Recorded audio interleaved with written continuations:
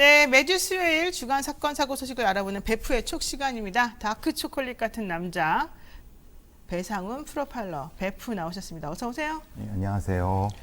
네, 사실은 이제 어제 조국 전 장관 딸 조민 씨의 그 의전원 입학 취소에 대한 보고가 나왔었기 때문에 그게 하루 종일 지금 얘기가 됐었고, 이제 그러면은 정말로 10년, 20년 공부한 게 다 무너지는 상황이고, 특히 조국 전 장관 가족이 전부 다 지금 거의 막 멸문지화 당하다시피 상황이지 안 좋기 때문에 이분들의 심리 상태나 이런 것들은 어떨까 좀 분석을 한번 해보려고 사실은 그랬는데, 일단은 좀 잔인한 부분도 좀 있는 것 같고, 좀 더 내용을 풍부하게 만들어가지고 좀 제대로 해보자라는 생각에서 오늘은 다른 주제를 좀 가지고 나왔습니다. 그래서 우리가 다음 주 정도에 한번 그거를 정리해보면 좋을 것 같고요.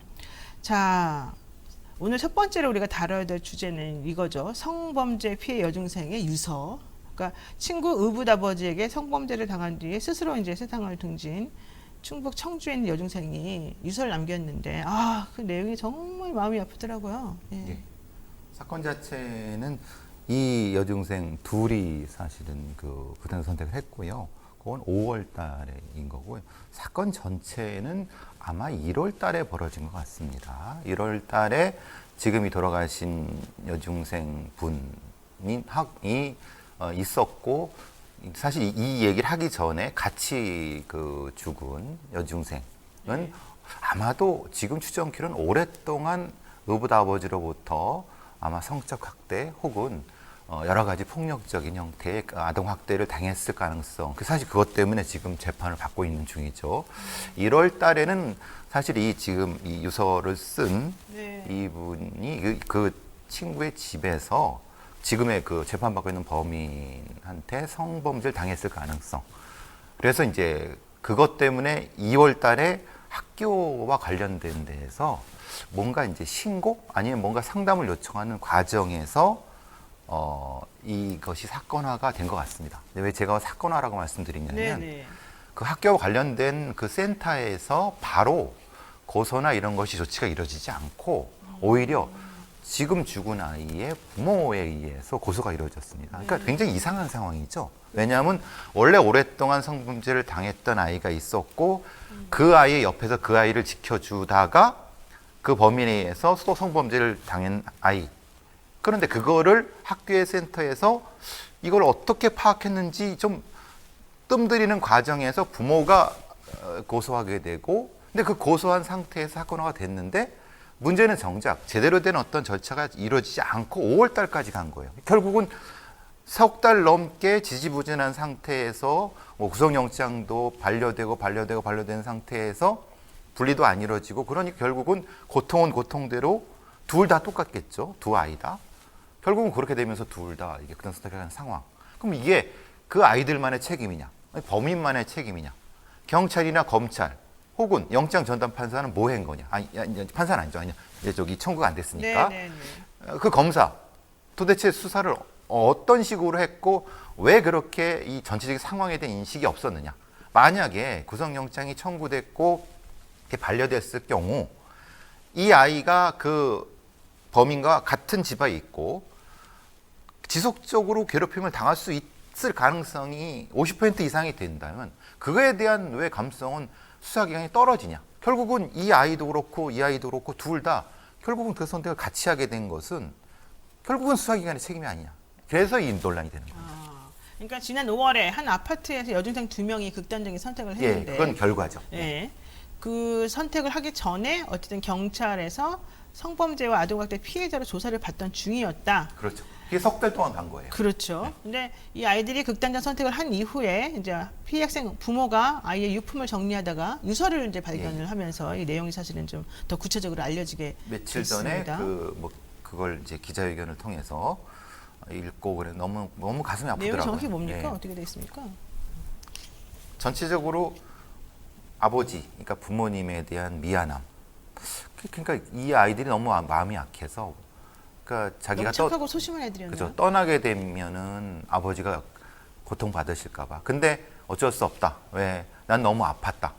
정신적으로 고통을 받아왔다. 그리고 범인을 꼭 처벌해 달라. 크게 내용은 3가지 정도입니다. 근데 어쨌든 간에 이제 이 조사를 하는 중이었잖아요. 이 사건에 대해서. 그렇죠. 그러면은 좀 조사 결과를 기다려보고 좀 우리나라 이 뭐 경찰이든 검찰이든 수사기관을 좀 믿어보고 그럴 수도 있었을 텐데 왜 도중에 이렇게 이런 일이 있을까요? 왜냐하면 그 아이, 그러니까 오랫동안 학대를 받았던 아이는 그 가해자와 같은 집에 있었던 거예요. 그렇죠. 아버지, 의붓아버지. 예. 그러니까 그 아이의 고통을 같이 공감하는 이 아이는 계속 정신적인 고통 때문에 학대를 너무 많이 받게 되죠. 학대를 받게 네. 되고 스스로도 네. 일종의 그 같은 자리에 있고 같은 심리 상태에 있다고 보는 것이 맞습니다. 일종의 동질화 현상이 벌어지게 되는 거죠. 마치 자기도 거기에 갇혀갖고 지금도 학대를 당하는 것처럼 느끼게 되기 때문에 엄청난 고통. 근데 그거를 분명히 센터에 얘기했는데 해결해 주지 않아. 또 경찰한테 얘기했는데 분리가 안 돼. 근데 내 부모님은 너무 마음이 약해져갖고 이걸 하게 되면 너무 충격받으실 것 같아갖고 이도 저도 못한 상황에서 결국 둘이 결국 손잡고 이런 상황. 그러니까 심리적으로 고립된 상황이 반복됐을 가능성. 그러면은 왜 이 학교의 센터라든가 경찰의 수사기관들은 이 아이들의 심리 상태를 왜 몰랐느냐? 네. 요즘 뭐 저기 아동 청소년에 대한 전문적인 피해 성범죄에 대한 그 그렇죠, 전문 많죠. 연구위원, 네. 그러니까 요원들도 많이 채용하는데 네네. 전혀 감이 없었다는 거 아닙니까? 그러니까 이게 무슨 전문적인 수사입니까? 저는 그렇죠. 이 청주 경찰 애들 보고 검찰 보고 이따위로 수사하려면 사표 내라. 이게 무슨 이게 아이들 누가 이거 어떻게 책임질 거냐? 아이고. 너무 황당했어요. 네. 뭐 중학생이면 아직 애기인데 마음과 육체를 먼저 파괴시키는 성범죄 왜 우리나라에서 이런 일이 자꾸 벌어집니까? 이런 얘기 하시고요. 어른들이 지켜주지 않으니까 그렇죠. 그러니까요. 네. 또 미성년자 성범죄는 사형을 해야 되는 거 아닙니까? 그 아이에게 영혼을 죽이는 일 아닙니까? 너무 속이 터집니다. 막 이런 얘기 좀 하고 계시고 아무도 도와주지 않는 세상 얼마나 괴로울까요? 또 왜 센터 사람들은 전문가라면서 신경을 덜 쓰나요? 뭐 이런 얘기 좀 나오고 그러니까 있어요. 케이스로만 생각했지 인간으로 생각하지 않았죠. 그 사람들한테 그게 케이스겠지만은 네. 당사자한테는 전 인생인데 그 파일만 생각하는 보통 그냥 그런 형태가 늘 있죠. 센터 같은 데선. 그래서 보통은 전일화된 어떤 하나의 시스템으로 가야 된다. 그러니까 보통 가장 위험한 게 뭐냐면 어설픈 전문가들입니다. 네. 그러니까 도와주지도 못할 거고 그 사람들에 대한 어떤 기본적으로 파악도 못하면서 네네. 그 자리를 지키면서 대략 뭐 조금만 몇 마디 하고 그냥 자기는 몰라라 하는 사람들. 그러니까 아예 없으면은 이 사람들은 다른데 대안을 찾습니다. 근데 그렇죠. 뭔가 해줄 것 같이 기대만 부풀려놓고 그냥 빵 터져버리고 사라져버리는 이런 반전문가들이 이런 범죄를 오히려 더 고무시키는 거죠. 그런 어떤 어설픈 얼치기들이 많은 상황이라고 하면은 네. 너무나도 황당합니다. 근데 저는 더 기분 나쁜 게 이거더라고요. 가해자로 지목된 친구의 계부 여전히 성범죄 혐의를 지금 부인하고 있어요. 물증이 없는 거죠. 그 범죄자 입장에서는 왜? 어차피 자기가 범죄를 한 네. 아이들 둘은 죽었고 그러면 본인이 부인하면은 물증이 없는 상태에서 그러니까 오히려 그 가해자는 더 당당하게 하겠죠. 더 뻔뻔하게. 네, 뻔뻔하고. 그런데 이 사람이 인정하는 건 하나 있더라고요. 내가 술을 먹였다, 이 애들한테. 그래서 중학생인 딸하고 자기 딸 친구한테 술을 먹였다, 아버지가 돼가지고. 몰래 뭐 의붓 아버지든 그냥 아버지든 간에. 그러면 아이들이 술 먹고 술 취했을 수 있다는 거를 분명히 알 텐데 그 상태를 또 노리려고 한 거 아니냐는 의심도 사실 우리가 들어간 그렇죠. 상황이잖아요. 그러니까 그 아이 자기 의붓딸을 믿기로 해서 그 아이를 데리고 왔을 가능성이 있죠.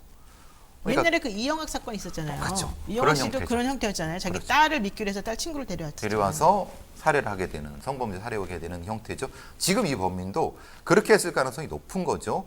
그리고 이 술을 먹였다는 것은 물증이 있을 겁니다. 왜냐하면 네. 그것 때문에. 그러니까 이건 부인할 수 없는 거죠. 그렇죠. 근데 나머지는 사실 물증이 없으니까 다 오리발 내미는 상태. 그러면은 애초에 조사할 때 네. 전문적으로 진술 녹화를 하든 그거 부분에 대한 거를 확실히 확보해 둬야 되는 게 수사기관의 책임인데 네네네. 지금 그런 게 전혀 없다는 거는 도대체 이 사람들이 무슨 수사를 어떤 식으로 했는지를 모르겠어요. 그럼 이렇게 무죄 나오면 어떻게 누가 책임질 건가요? 그러니까요. 아니 근데 더 안타깝고 더 우리를 화나게 만드는 지점이 있습니다. 경찰이 이 계부에 대해서 영장을 2번 청구를 했는데 검찰이 반려를 계속해서 하고요. 계속 재수사해봐라 이렇게 지휘를 내렸다가 그 와중에 극단적 선택이 이제 일어나게 됐다는 거예요. 그러니까 경찰이 영장 청구한 거를 만약에 검찰이 받아줬다면, 그래서 어쨌든 자기에게 그런 해를 끼친 사람이 수사기관으로부터 뭔가 조치를 당하고 구속된다는 걸 아이들이 알았다면 극단적 선택을 과연 했을까? 뭐 영장을 반려할 때는 또 나름대로 이유가 있다고, 증거가 확보 안 됐다는 뭐 이런 변명이 있습니다만은, 이런 부분은 어떻게 봐야 돼요? 그러니까 이런 가능성을 보죠. 설사 이게 이제 죄가 좀 모호하다 하더라도 이 아이들 입장에서 검찰이나 경찰이 생각을 해봤어야 된다. 네. 만약에 이게 반려됐을 경우 그 당사자가 분노해서 아이들한테 해코지할 수 있다. 그러면 그거에 대한 대책도 세운 상태에서 반려를 하든 뭘 했어야 된다. 그러니까 수사가 미진할 수도 있고 반려할 수도 있다고 좀 봐요. 근데 그러면 대안은 왜 이 사람들이 생각하지 않았느냐. 이 상황을 보는 아이들이 세상이 날 지켜주지 않는구나, 우리를 지켜주지 않는구나 생각해서 충분히 그렇죠. 근데 지금 되게 황당한 것은 이 아이들이 죽은 이후에 영장이 받아들여진 거예요. 그러니까 죽은 이후에, 죽고 나서 참 황당한데. 고한 일주일 사이. 그럼 뭐가 바뀌었죠? 아이들이 죽어야만 된다는 거예요? 그러니까요. 그러니까 검찰도 결국은 여론을 의식한 거 아니냐. 그러면 여론을 시키기 전에 2번째 청구했을 때 받아줬으면 받아줘도 되는 걸 안 받아줬다는 거냐. 그럼 둘 사이에, 검경 사이에 무슨 알력 싸움을 한 거냐. 뭐 자기들끼리 그 파워 싸움을 한 거냐. 이게 뭔가 내용을 모르는 상태에서 네. 어쨌든 그렇지만은 정황을 봤을 때는 분명히 받아줄 수 있었던 거를 하지 않았느냐. 그럼 경찰은 분명히 반려될 거라고 생각했다고 하면은 신변보호 조치를 했어야 된다. 그렇죠. 그런데 그것도 안 하고. 분리도 시켜주고 그렇죠. 조치를 해줘야죠. 그러니까 이건 누구 책임이냐? 다 책임이나 어른들 다 책임. 지금 너무 지금 안타까워서 속상하다는 그게 많이 나오는데요. 가슴이 없는 자들 뿐입니다. 하루 이틀도 아니고 어른들 왜 이런지 창피스럽습니다. 그다음에 얼마나 공포가 심했을까 상상이 안 됩니다. 미성년자하고 술 마시고 성범죄 일어나는데 이게 포인트가 이런 식으로 넘어가는 거 아니냐. 왜 미성년자들이 술을 마셨을까? 우선 술 마시는 애 걸 보니까 행실이 그렇구만. 이렇게 어른들이 또 본다는 거예요. 이게 또 아이들에게 상처를 또 주었을 것이다. 이렇게 볼 겁을 수도 주죠. 있네요. 그건 진짜 잘못된 생각이고, 너 나하고 술 안 먹으면은 혼낼 거야? 용돈 안 줄 거야? 특히 의붓아버지 뭐 이런 나쁜 계부들이, 물론 보통의 뭐 훌륭하신 분들도 훨씬 많지만, 네.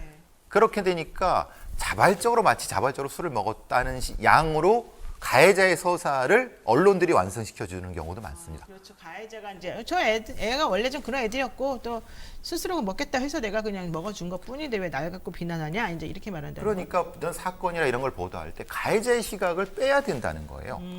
술을 먹었다. 자기가 자발적으로 먹었습니까, 아이가? 그렇지 않죠. 그럴 가능성은 거의 없죠. 그러면은 이것은 괄호 열고 가해자의 주장입니다라는 걸 써야죠. 그걸 안 쓰고 그냥 가해자가 진술을 떠벌린 걸 그대로 다 써버리니까 사람들의 인식이 저 아이들이 좀 너무 노는 애들이야? 이런 느낌이 드는 거죠. 이건 절대 안 됩니다. 정말 지금 말씀하신 거 들어보면은 결국 말을 해야 되는 피해자는 이제 이미 없는 상태이고 다른 객관적인 증거가 없는 상태예요. 그럼 남아있는 게 하나가 바로 유서. 오죽했으면은 이 아이들이 이걸 남기고 이런 극단적 선택을 했을 것이냐. 온몸으로 나의 억울함을 표현하겠다. 이거였잖아요. 이 유서 증거 효력은 어떻게 됩니까? 뭐 변호사님 잘 아시겠지만 전문 증거라든가 이런 거가 받아들여진 판례도 있고 그렇지 않은 판례도 이게 상존하는 거라서. 근데 아이들이 특히 어떤 상태에서 썼는가? 근데 제 기억으로는 다른 사건에선 충분히 그 정황을 받아들인 경우가 있었는데 아주 엄격하게 보는 판사분들은 사실 배제하고 하는 경우도 있어서 이거는 사실 모르겠습니다. 최종 판례를 봐야 될 것 같습니다. 유서가 만약에 유일하고 또 강력한 증거인 것처럼 이렇게 좀 취급이 되고 이해가 된다면은 그 작성한 사람은 불러가지고 사실은 진술을 받을 수 없는 상황이라서 이 유서는 특별하게 또 우리가 증거인으로 인정하는 이제 그런 절차를 거치게 되거든요. 근데 제가 봤을 때는 이게 이제 인정이 되면서 가해자의 주장을 안 받아들이면서 좀 정리가 될 수도 있을 것 같다. 근데 물론 확신이 아니지만 생각이 듭니다. 어쨌든 다시는 이런 일이 없어야 된다. 우리 매번 말하면서도 다시 이런 일이 계속 일어난다는 거에 대해서 매우 부끄럽다. 이렇게 말씀드릴 수 있을 것 같고요. 자, 2번째 이슈 한번 얘기해 보겠습니다. 자, 여러분 지금 노영의 뉴스인사이다. 베프의 촉 지금 듣고 계시는데요. 이 두 번째로 얘기할 부분은요. 금메달 대신 사람을 쏜 무서운 양궁부이죠. 이게 경북 예천의 한 중학교에서 양궁부 선배가 후배를 향해서 활시위를 당기고 이 아이는 그런 고통을 당하면서도 남들한테 말도 못하고 이런 일이 벌어졌었어요.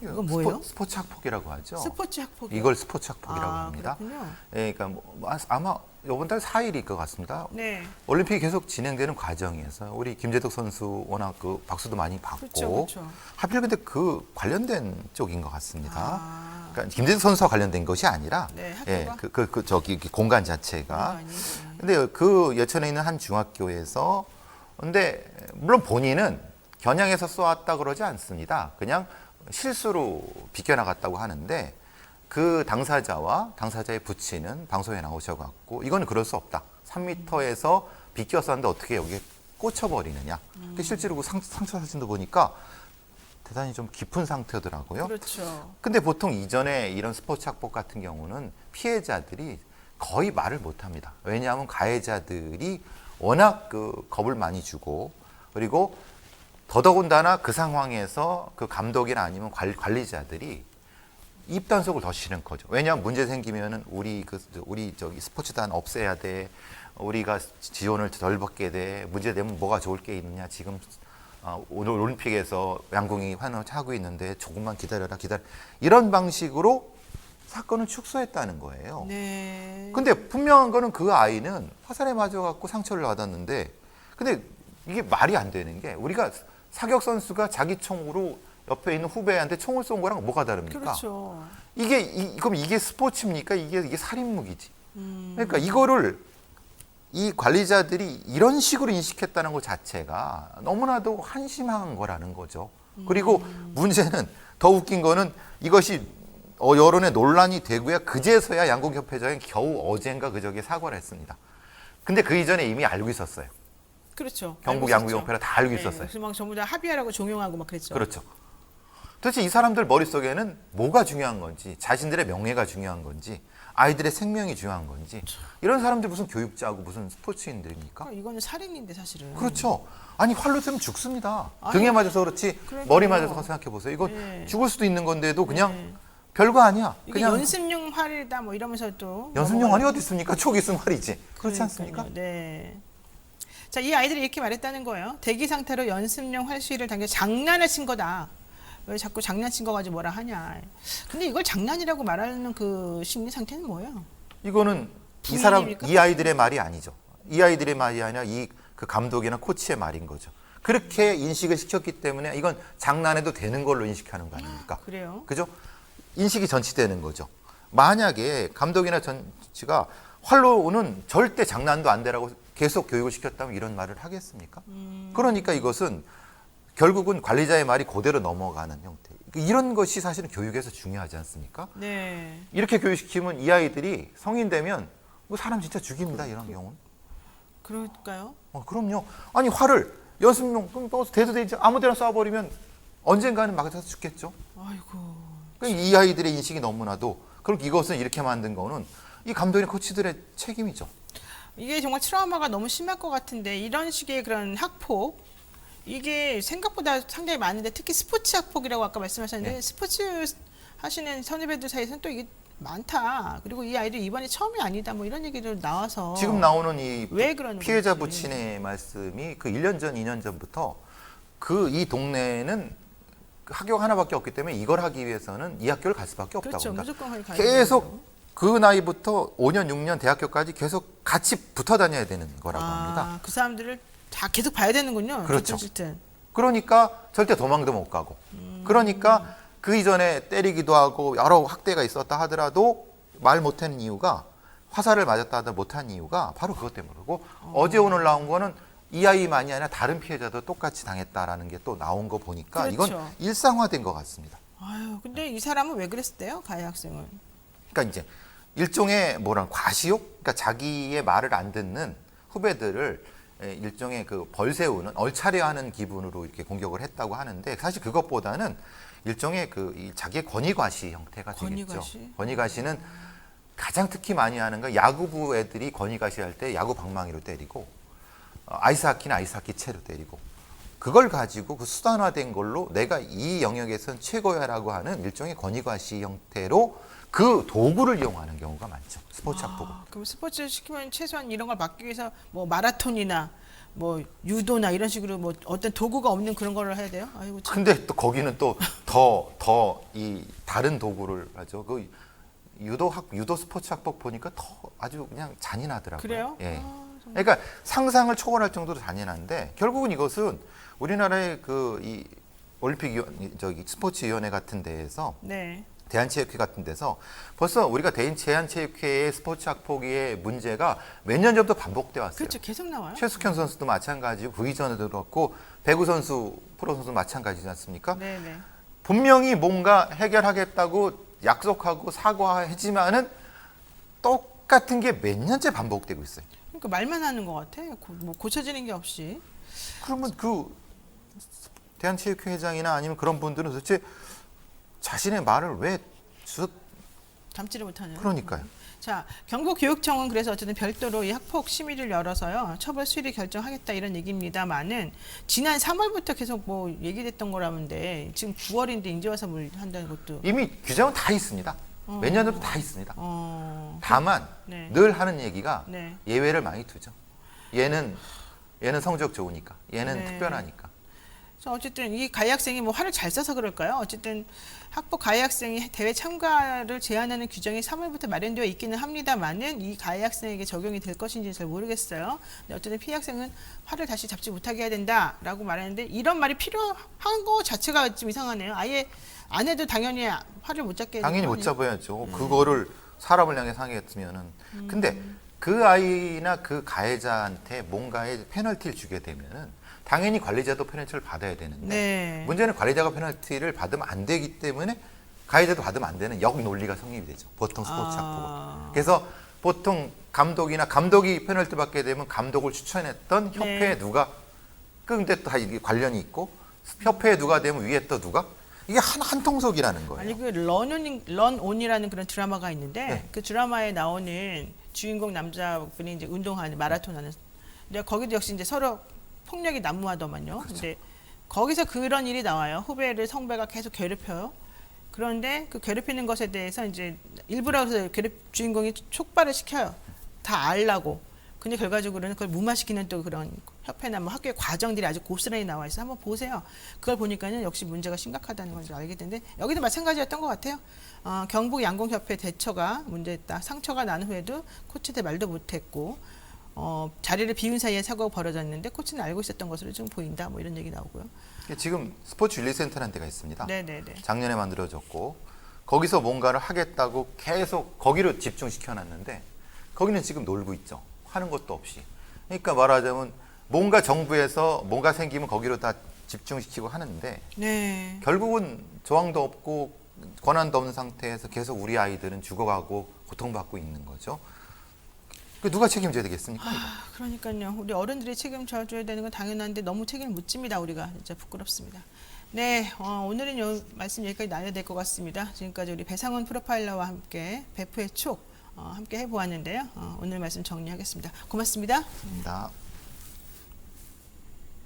네, 오늘 방송 어떠셨습니까? 사실은 상당히 조금 우울하기도 하고요. 뭐 코치도 법적인 처벌받고 양궁업계에도 발도 못 붙이게 해야 됩니다. 도대체 등에다가 화살 쏘는데도 입막음하려는 현실이 말이 됩니까? 너무 부끄럽습니다. 팔을 이용해서 하는 스포츠 선수가 그걸 도구로 이용하다니요. 이거 말이 안 되는 거 아니겠습니까? 뭐 전부 다 같은 종류의 분노를 표현해주고 계시는데 이런 얘기 다시는 있으면 안 되겠습니다. 자, 노영희의 뉴스인사이다. 여러분 많이 응원해 주셔서 감사하고요. 오늘 준비한 방송 여기까지니까 또 내일 아침 7시 30분에 신장식 변호사 그리고 김필성 변호사와 함께하는 이슈 삼합 많이 기대해 주시고 또 내일 뵙겠습니다. 여러분 이슈 삼합 기대해 주시고요. 저는 내일 다시 돌아오겠습니다. 고맙습니다.